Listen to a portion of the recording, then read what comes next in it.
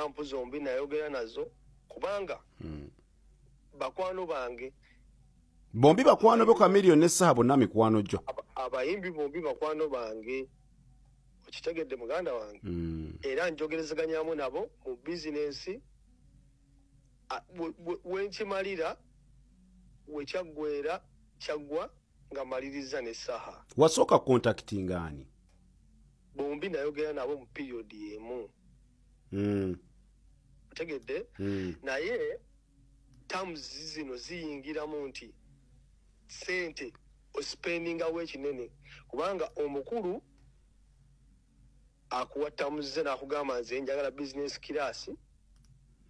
ntambula noono ogenda kunkola bwoti bwe namaliriza okwogeramu ne Chameleon Chameleon yaŋŋamba bwati yaŋŋamba Mero nze ongulira business class ngenda kuta ticket emu naye ogenda kumpa invitation yani ya Melody nze Melody njamuwa ticket mulete otegedde era bwe nayogera ne Saha naye yalina ekintu kye yaŋŋamba engeri gyagenda okujjamu Chameleon business yetu bwe yajje namu meeting e London Mutima yaliko manager we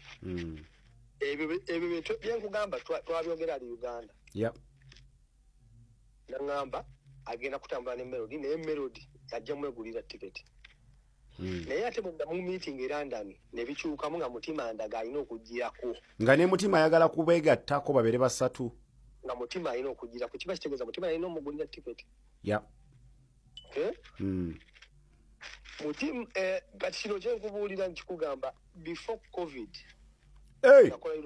nakola European tour ya Chameleon naŋŋamba ogenda kumpa tiketi emu bwe omulimu bwe gwaggwa nga atuuse okujja najjako essimu naŋŋamba nti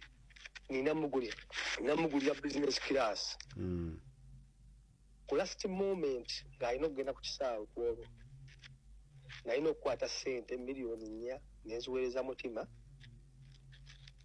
bamugredinga tiketi naye biyingiza tiketi nze nasooka okugigula ku kaadi yange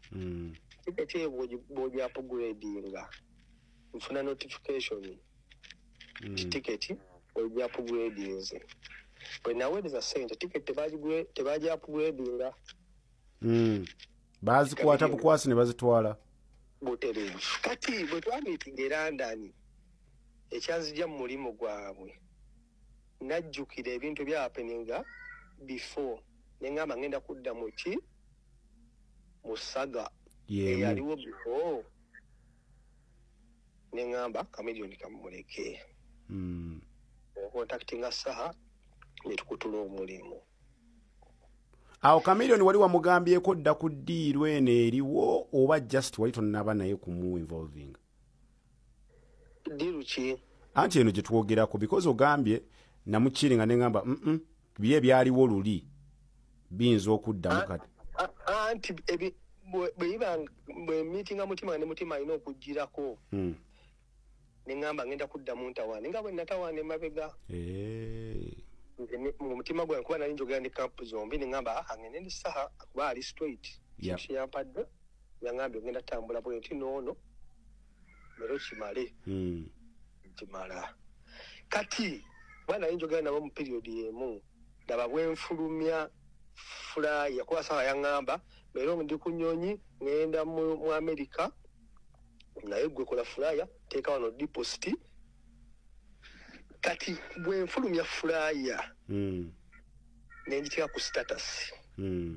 nali njitaddemu inbox ya Saha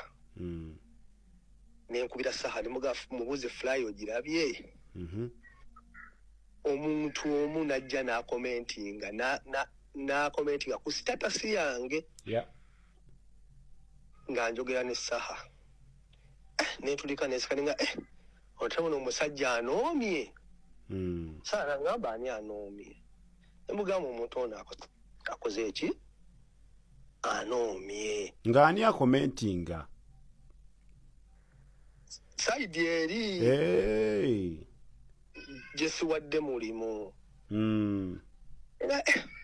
musajja ono wamukola ki saana ngamba ku lwaki mba omusajja anoomye nanga akandabe naye nkwata ka screenshot nenkakola ki nokaweereza saha nenkawa saha nemuga musajja nga anoomye kubanga nga nkoze eki nga nkuwadde omulimu kuba mubonde abakwano bange yep. nga manyira ne saha naye tunyumyanga era bulijjo bwe tunyumya kuba era twekubira nga tewalina mulimu okitegedde muganda wange nkitegeera kumbe simanyi nti oba omusajja alina obuzibu n'abantu kubanga era nze nalaba interview n'ayogera mwasetinga omusajja munvuma ebiki biki okitegeera owooza yagattagatta tegedde yabikira ndowooza yabikira ku interview yo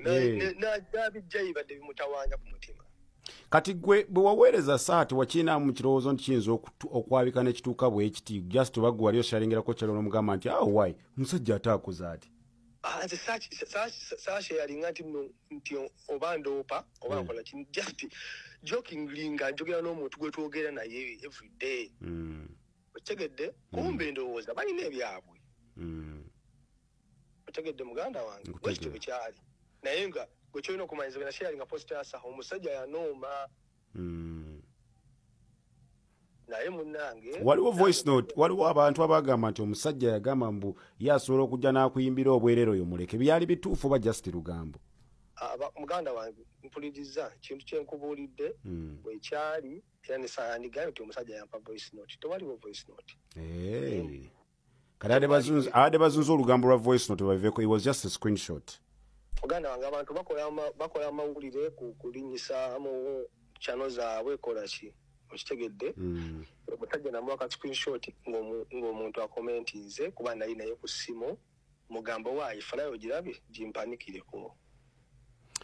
kale mero kati going forward kyekiddako osuubira wayogeddeko ne Chameleon oba tonnaba 12 Oktoba tulidde Maaka ne Kirisaha otegedde muganda wange zaawembi ekituufu eno business si friendship otegedde tukola business abantu be Denmark nga 12 Oktoba King Saha mwali the promoter the bagambye yavaako akabasa what do you guys think